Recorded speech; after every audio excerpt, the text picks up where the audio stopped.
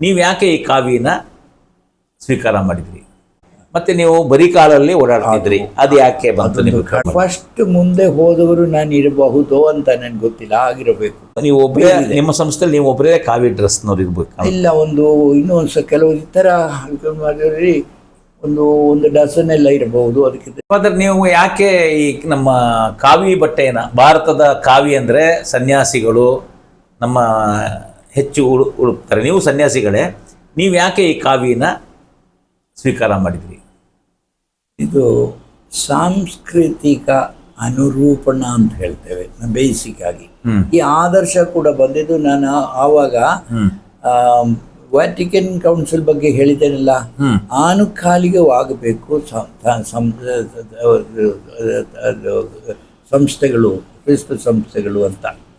ಆವಾಗ ಇದು ನಮ್ಮ ನಂಬಿಕೆ ಒಂದು, ಅದರ ಪ್ರಕಟಣೆ ಇನ್ನೊಂದು.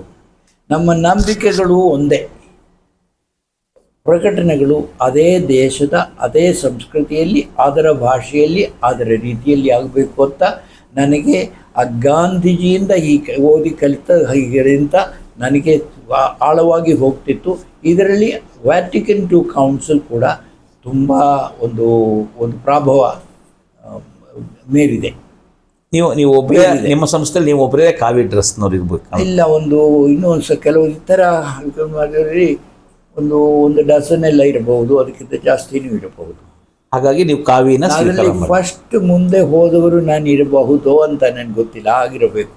ಬಟ್ ನಿಮ್ಮ ಇನ್ನೊಬ್ರು ಅದು ಅಲ್ಲ, ಬಟ್ಟೆ ಆದ್ರೂ ಈ ಪಾನ್ಸ್ ಎಲ್ಲ ಬೇಡ, ನಾವು ಇಲ್ಲಿ ಇರುವಾಗ ಇದು ಪಂಚನೆ ಆಗಲಿ ಅದು ತೀರ್ಮಾನ.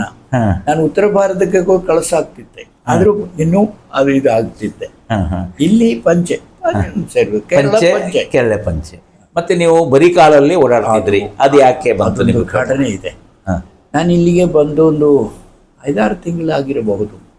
ಒಂದು ದಿವಸ ನಮ್ಮ ಜೀಪ್ನಲ್ಲಿ ತುಂಬ ಜನ ಇದ್ರು, ನಾನು ಇಲ್ಲಿ ಲೀಡರ್ ಅಂತ ತಿಳ್ಕೊಳ್ಳಿ, ಆದರೂ ಹಿಂದೆ ಹಿಂಗೆ ಹಿಡ್ಕೊಂಡು ಹೋಗ್ತಿದ್ದೆ. ಹೋಗ್ತಿರುವಾಗ ನನ್ನಲ್ಲಿ ನಾನು ಫಸ್ಟ್ ಚಪ್ಪಲಿ ಹಾಕಿದ ಮಗು, ನನಗೆ 16 ವಯಸ್ಸಾದಾಗ ಫಸ್ಟು ಚಪ್ಪಲೆ ನೋಡಿದ್ದು. ಹವಾಯಿ ಚಪ್ಪಲ? ಹೌದು, ಹವಾಯಿ ಚಪ್ಪಲಿ ಹಾಕಿದ್ದು.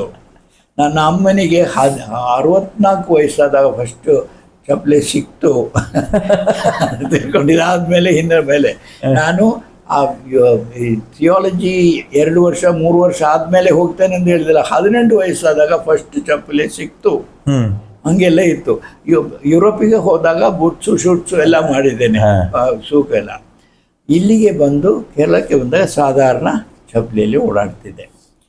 ಕರ್ನಾಟಕಕ್ಕೆ ಬಂದು ಒಂದು ದಿವಸ ಒಂದು 5-6 ತಿಂಗಳಾಗಿರಬಹುದು. ಹಿಂಗೆ ಈ ಜೀಪ್ನಲ್ಲಿ. ಯಾವ ಊರಲ್ಲಿ ಅದು? ಇದು ಶಿವಮೊಗ್ಗದಿಂದ. ಅದೆಲ್ಲ ಮುಗೀತು. ಶಿವಮೊಗ್ಗದಿಂದ ನಮ್ಮ ಜೀಪಿನಲ್ಲಿ ಇಲ್ಲಿಗೆ ಬಂದು ಇಲ್ಲಿ ಇಕ್ಕೇರಿಯಲ್ಲಿ ನಮ್ಮ ಸಂಸ್ಥೆ ಇತ್ತು, ಅಂದರೆ ಒಂದು ಬ್ರಾಂಚ್ ಇತ್ತು. ಅಲ್ಲಿಗೆ ಹೋಗಬೇಕಾದ್ರೆ ಒಂದು ಹಳೆ ಎಲ್ಲ ಸರಿ ಇಲ್ಲ.